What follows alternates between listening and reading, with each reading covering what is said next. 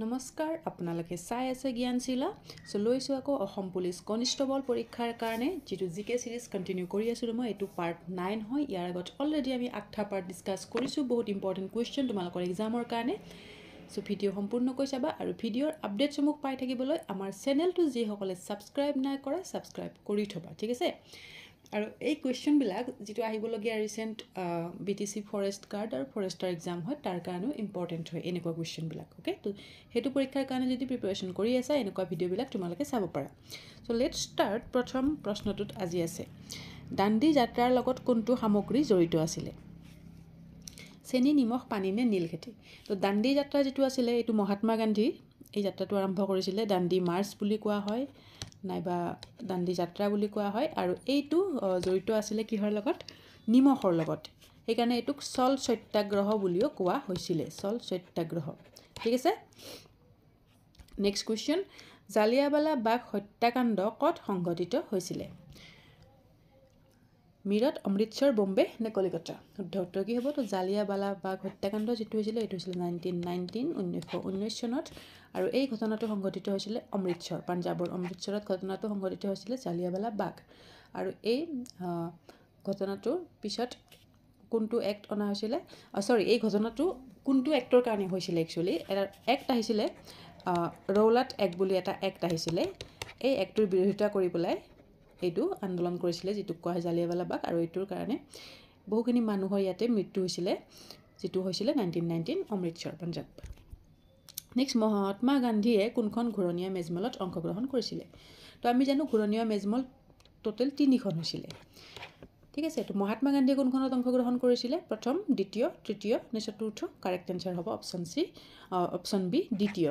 দ্বিতীয়খনত মহাত্মা গান্ধীয়ে অংশগ্ৰহণ কৰিছিল প্ৰথম আৰু তৃতীয়ত কৰা নাছিল প্ৰথম আৰু তৃতীয়ত অংশগ্ৰহণ কৰিছিল গোটেইখনতে অংশগ্ৰহণ কোনে কৰিছিল সুধিলে কি হ'ব B R Ambedkar okay B R আম্বেদকাৰে গোটেইখনত অংশগ্ৰহণ কৰিছিল আৰু ইয়াতে ঘূৰণীয়া মেজমেলত আমাৰ অসমৰ পৰা কোনে অংশগ্ৰহণ কৰিছে যদি সুধে চন্দ্ৰধৰ বৰুৱা ওকে নেক্সট অসম বিধানসভাৰ মুঠ আসনৰ সংখ্যা কিমান আসাম লেজিসলেটিভ এসেম্বলি আমাৰ যেটো আছে তাত টোটাল সিট কিমান আছে 7 4 26 নে 136 কাৰেক্ট আনসাৰ কি হ'ব অপচন সি হ'ব 126 7খন হয় ৰাজ্যসভা 7খন এখন আছে ৰাজ্যসভা বিধানসভাত আছে 14 লোকসভাত আছে 14খন লোকসভাত আছে 14খন আৰু 126 আছে আমাৰ অসম বিধানসভাৰ মুঠ আসন নেক্সট মাটিকালিৰ হিচাপত অসমৰ সৰ্ববৃহৎ জিলাখন কি এৰিয়া ওয়াইজ আমাৰ অসমৰ আটাইতকৈ ডাঙৰ জিলা কোনখন হয় কাৰ্বি আংলং নগাঁও নলবাৰী নে লখিমপুৰ কি হ'ব কাৰেক্ট আনসাৰ হ'ব অপচন এ কাৰ্বি আংলং হ'ব আৰু সকলোতকৈ সৰুখন দিলে সাউথ চলমৰা মানকাছাৰ নেক্সট কৰিমগঞ্জৰ নতুন নাম শ্ৰীভূমি এই শব্দটো আজিৰ পৰা 100 বছৰ আগতে কোনে বৰ্ণনা কৰিছিল তো বহুত বেছি ইম্পৰ্টেন্ট কোৱেশ্চন এটা হয় আমি জানো যে কৰিমগঞ্জত নতুন নাম কি কৰা হৈছে শ্ৰীভূমি ঠিক আছে এই শ্ৰীভূমি নামটো যে দিয়া হল এই নামটো আজিৰ পৰা 100 বছৰ আগত এজন ব্যক্তি আছিল যিয়ে কৈছিল কৰিমগঞ্জক এই নামটোৰে তেখেতে বৰ্ণনা কৰিছিল এই ব্যক্তিগৰাকী কোন হয় মহাত্মা গান্ধী স্বামী বিবেকানন্দ শংকৰদেৱ নে ৰবীন্দ্ৰনাথ ঠাকুৰ কি হ'ব শুদ্ধ উত্তৰ হ'ব option D Rabindranath Thakur very important question very important বিশেষকৈ বিটিসি ফৰেষ্টৰ এক্সামৰ কাৰণে বহুত ইম্পৰ্টেন্ট হয় নেক্সট কোৱেশ্চন শিৱসাগৰ কোন ঠাইত কাৰেংঘৰ অৱস্থিত শিৱসাগৰৰ কোন ঠাইত আছে কাৰেংঘৰ ৰংপুৰ হৰাগুৰি চাপৰি গড়গাঁও নে চৰাইদেউ তো কাৰেংঘৰ আছে শিৱসাগৰৰ কত অপচন সি শুদ্ধ উত্তৰ হ'ব গড়গাঁৱত আছে ওকে সো নেক্সট কোৱেশ্চনটো ষ্টাৰ্ট কৰাৰ আগত আমাৰ অসম পুলিচ কনষ্টেবল পৰীক্ষাৰ কাৰণে পিডিএফটো আমাৰ ৰেডি হৈ উঠিছে য'ত আমি ইনক্লুড কৰিছো 700 কোৱেশ্চন ইয়াতে ইনক্লুড কৰা হৈছে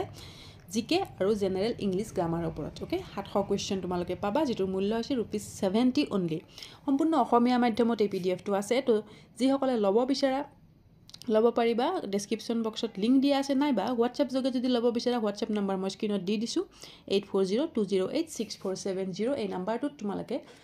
মেছেজ কৰিলে পিডিএফটো ক্ৰয় কৰিব পাৰিবা বহুত বেছি ইম্পৰ্টেন্ট কোৱেশ্চন আছে ইয়াতে তোমালোকৰ আহিবলগীয়া এক্সামটোৰ কাৰণে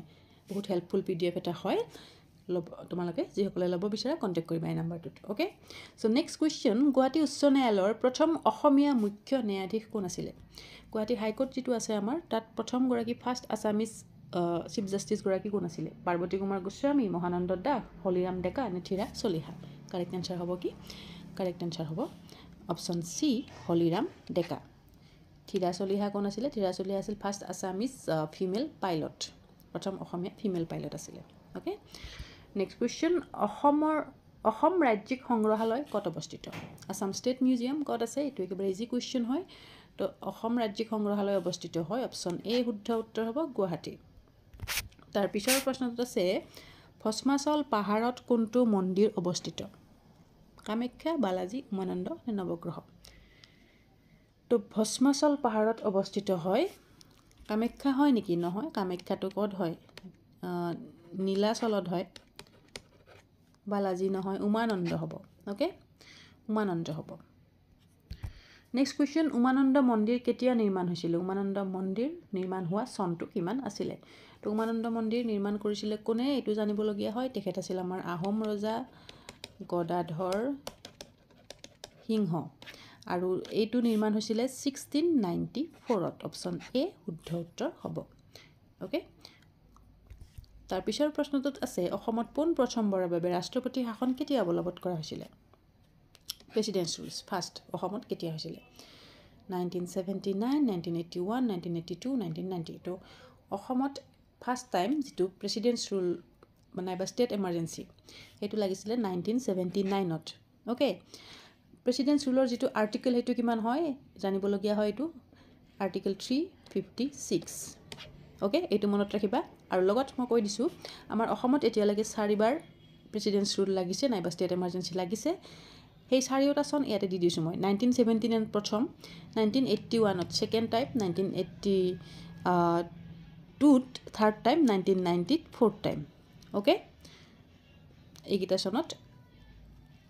আমাৰ প্ৰেচিডেন্স ৰুলছ অসমত লাগিছিলে অ'কে নেক্সট কুৱেশ্যন কোনগৰাকী ব্যক্তিয়ে পোন প্ৰথমবাৰৰ বাবে বিহু পতাকাখনৰ আৰ্হি প্ৰস্তুত কৰিছিলে ভেৰি ইম্পৰ্টেণ্ট আমাৰ বিহু সন্মিলনবিলাক যে পাতে সেই সন্মিলনবিলাক যিদিনাখন আৰম্ভ হ'ব তাত উদ্বোধনী পতাকা এখন থাকে তোমালোকে দেখিছা পতাকা এখন উত্তোলন কৰে বিহু পতাকা সেই বিহু পতাকাখনৰ আৰ্হিটো আমাৰ কোনগৰাকী অসমীয়া ব্যক্তিয়ে ডিজাইন কৰিছিলে পুৰুষোত্তম দাস জ্যোতিপ্ৰসাদ আগৰৱালা যুগল দাস নে নিপ বৰুৱা কোনটো হ'ব শুদ্ধ উত্তৰটো হ'ব ইয়াতে অপশ্যন ডি নিপ বৰুৱা শুদ্ধ উত্তৰ হ'ব পোনপ্ৰথমবাৰৰ বাবে তেখেতে এই পতাকাখনৰ আৰ্হি প্ৰস্তুত কৰিছিলে কেতিয়া চনটো আছিলে 1952 ঠিক আছে ভেৰি ইম্পৰ্টেণ্ট কুৱেশ্যন হয়